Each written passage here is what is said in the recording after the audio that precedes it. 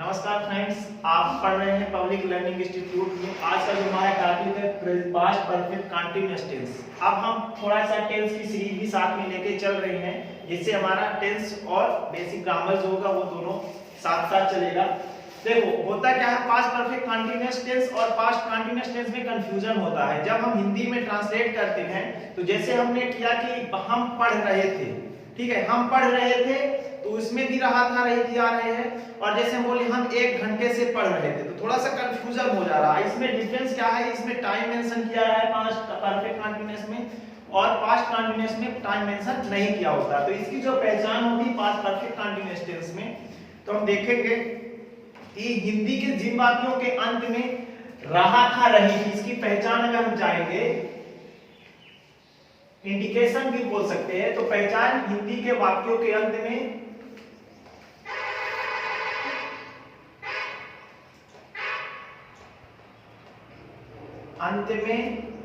रहा था, रही थी, रहे थे के साथ में समय या अवधि दिया होता है। के साथ में क्या दिया होता है, साथ में समय या अवधि दिया होता है।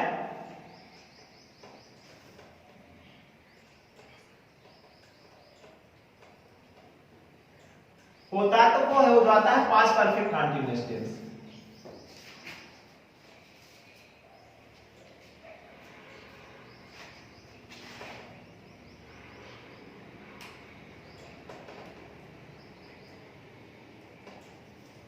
होता है आते हैं इसमें होता क्या है, हम पास्ट परफेक्ट कंटीन्यूअस की पहचान हो गई कि हिंदी के वाक्यों में रहा था रही थी के साथ में समय या अवधि होता है कि हम 1 घंटे से पढ़ रहे थे, हम 2003 से शहर में रह रहे थे, ऐसा करके दिया होता।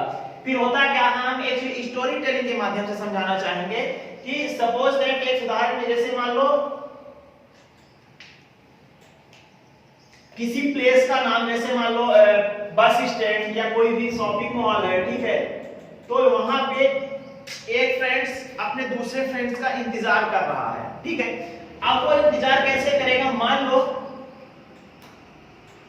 ये एक फ्रेंड्स है और ये दूसरा फ्रेंड्स है, ठीक है। अब ये इंतजार कर रहा है इस फ्रेंड्स का, और आ गया वो 10 बजे, सुबह के 10 बजे अगर आ गया वहां पे और वो फ्रेंड उसका नहीं आया, वो इंतजार करे जा रहा है, इंतजार करे जा रहा।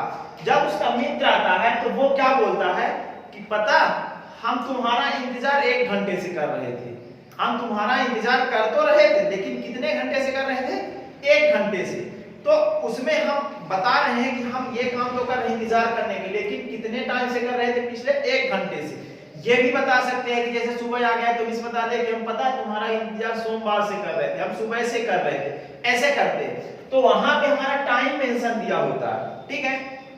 जैसे मान लो कोई एक कंपनी है, अब कंपनी है, कोई एक एम्प्लॉय है, तो वो काम कर रहा है 2003 से काम कर रहा है, 2003 से काम कर रहा है, स्टार्ट किया काम करना, और वो काम किया लगभग 2010 तक, ठीक है, 2010 तक वो काम किया उस कंपनी में। अब वो कभी किसी मित्र के साथ मतलब उधर से गुजरा रास्ते से और अपने बोला कि पता हम इस कंपनी में 2003 से काम कर रहे थे, 2003 से काम कर रहे थे, अब स्टार्ट में बंद कर रहे थे। वो क्या बता रहा है कि हम इस कंपनी में 2003 से अपना काम कर रहे थे, तो वहां पे वो टाइम मेंशन कर रहा है कि कितने समय से हम काम कर रहे थे। तो थोड़ा हम उदाहरण के माध्यम से देखेंगे कि ट्रांसलेट कैसे इसको हम करते हैं सिंपल तरीके से। होता है जैसे सबसे पहले आप देखेंगे पॉजिटिव सेंटेंस,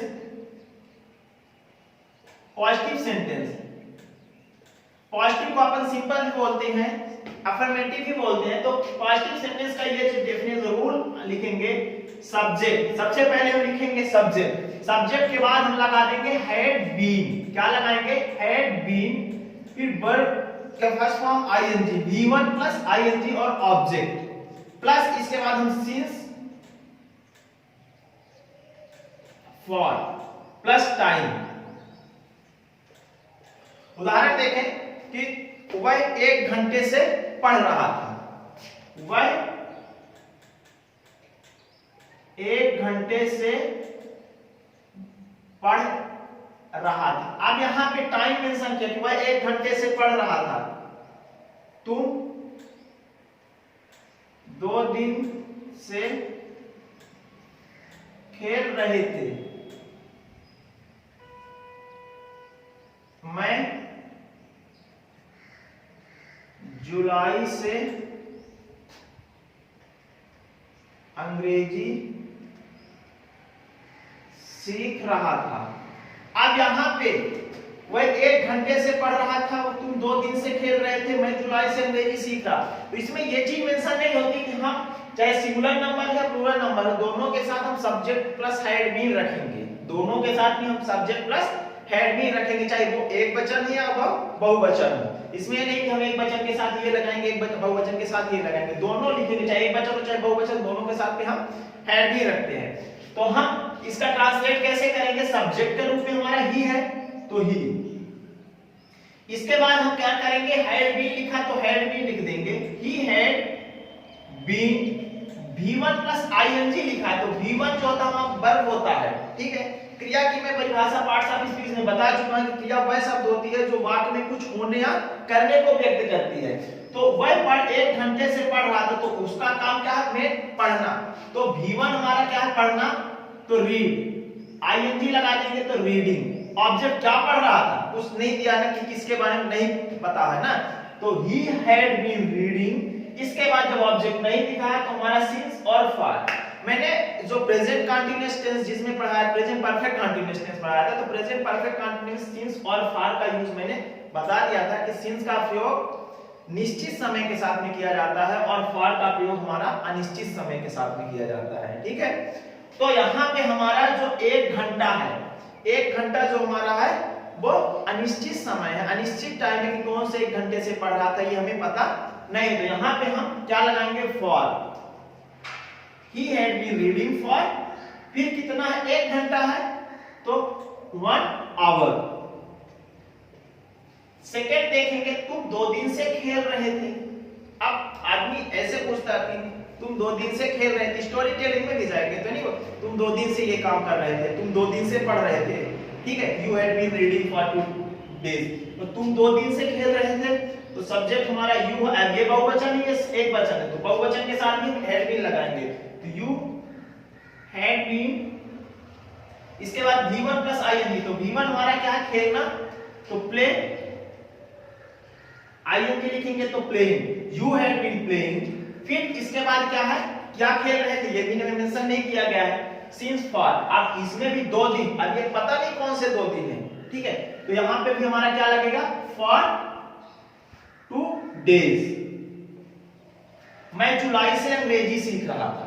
अब मैं अंग्रेजी सीख रहा था, लेकिन कब से सीख रहा था? जुलाई से। तो इसमें हमारा टाइम क्या बताएगा? जुलाई। तो यहाँ पे आई हैड, फिर इसके बाद बीन, तो आई हैड बीन।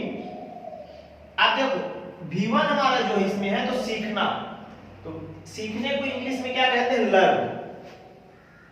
लर्न, आईएनजी लिखेंगे तो लर्निंग। अब इसमें ऑब्जेक्ट दिया, यहाँ पे ऑब्जेक्ट हमारा पूछा ना, ऑब्जेक्ट दिया, क्या सीख रहा था? भाई सीख तो रहा था, लेकिन क्या सीख रहा था? अंग्रेजी, तो इंग्लिश। फिर इसके बाद क्या लिखा? सिंस और फॉर। अब निश्चित टाइम देखो, एक निश्चित समय है ना कि जुलाई से सीख रहा था, तो क्या लिखेंगे? हमारा सिंस। समय के रूप में क्या लिखेंगे? टाइम हमारा क्या दिया है? कब से? जुलाई। तो ये हमारा हो जाता है कि I had been learning English since July. मैं जुलाई से अंग्रेजी सीख रहा था। तुम 1 घंटे से अपना गृह कार्य कर रहे थे, ठीक है। हम 2 दिन से तुम्हें जान रहे थे, हम 1 सप्ताह से अपना होमवर्क कर रहे थे। तो ये चीज हमारा क्या हो जाता है? पॉजिटिव सेंटेंस हमारा पास्ट परफेक्ट कंटीन्यूअस टेंस का होता है। इसके बाद हम निगेटिव सेंटेंस देखेंगे कि निगेटिव में होता क्या है। अब निगेटिव सेंटेंस जो हमारा हो जाता है, तो निगेटिव सेंटेंस, निगेटिव का जो रूल होता है, तो हमारा सबसे पहले सब्जेक्ट। अब यहाँ पे सब्जेक्ट बाद हैड और भी लिखते थे पॉजिटिव सेंटेंस में, तो हेड बीन के बीच में, हेड और बीन के बीच में हम क्या लगा देंगे, नॉट, तो हमारा बन जाएगा निगेटिव। तो हेड सब्जेक्ट के बाद हेड लिखेंगे, फिर नॉट लिखेंगे, प्लस लिखेंगे बीन। हेड और बीन के बीच में हम नॉट लिखेंगे, had been plus V1 plus ing plus object, फिर इसके बाद सिंस फॉर प्लस टाइम। अब यहां पे हम उदाहरण लेंगे कि Sita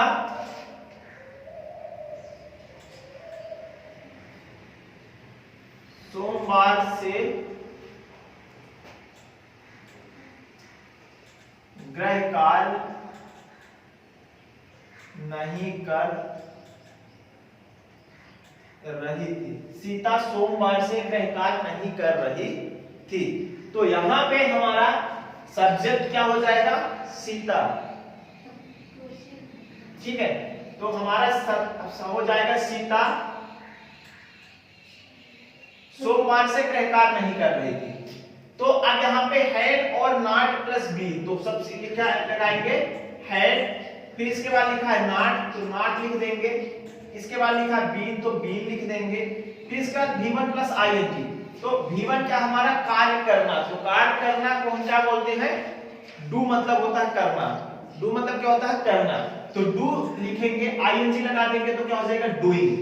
Sita had not been doing, फिर कब से लेकर रहे थे, ऑब्जेक्ट लिखा है गृह कार्य, अभी ऑब्जेक्ट लिखा है तो ऑब्जेक्ट लिखेंगे, गृह को इंग्लिश में बोलते हैं होम और कार्य को बोलते हैं वर्क, तो अपन लिखेंगे होम वर्क। सिंस और फॉर, सोमवार लिखा निश्चित टाइम होता है तो हम लिखेंगे सिंस। ठीक है, कब से लेकर रही थी, मंडे। हम 2 सप्ताह से शहर नहीं जा रहे थे। I had not been going to city for 2 weeks। ठीक है, हम 2 दिन से क्रिकेट नहीं खेल रहे थे, तो I had not been playing cricket for 2 days। ठीक है, तुम 1 घंटे से अंग्रेजी नहीं पढ़ रहे थे, तो you had not been reading English, object रूप में हमारा इंग्लिश है, you had not been reading English for 1 hours, 1 घंटे से। ठीक है, इसके बाद हमारा आता है इंटेरोगेटिव।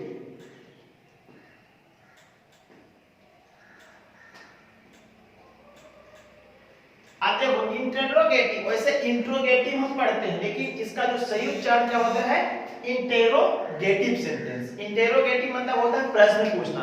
जैसे आप ये कहते हैं क्या तुम 1 घंटे से कार्य कर रहे थे, अगर आपस में 2 मित्र मिलते हैं, ठीक है, आपस में अगर कोई 2 मित्र मिलते हैं तो बोलते हैं कि क्या तुम 1 घंटे से पढ़ रहे थे।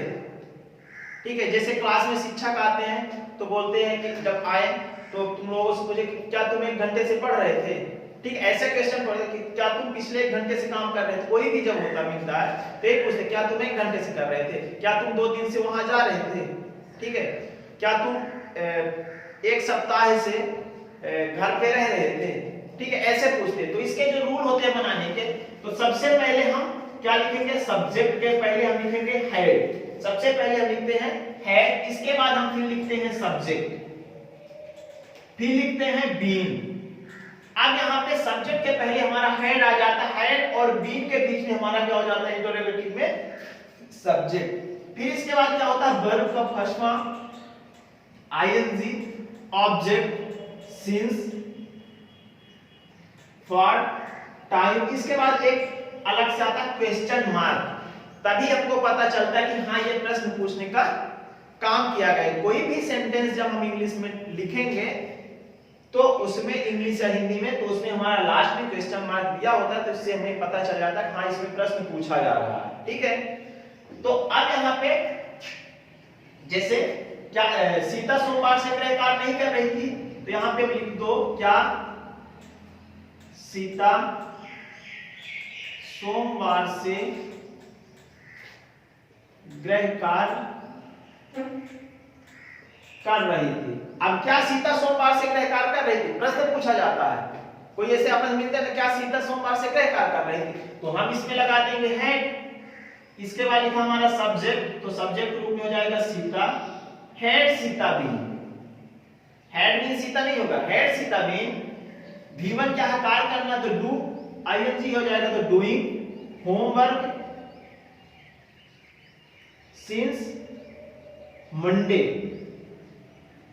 Question mark. Had Sita been doing homework since Monday. ये हमारे ऐसे हम स्टोरी टेलिंग का भी पार्ट्स कर सकते हैं।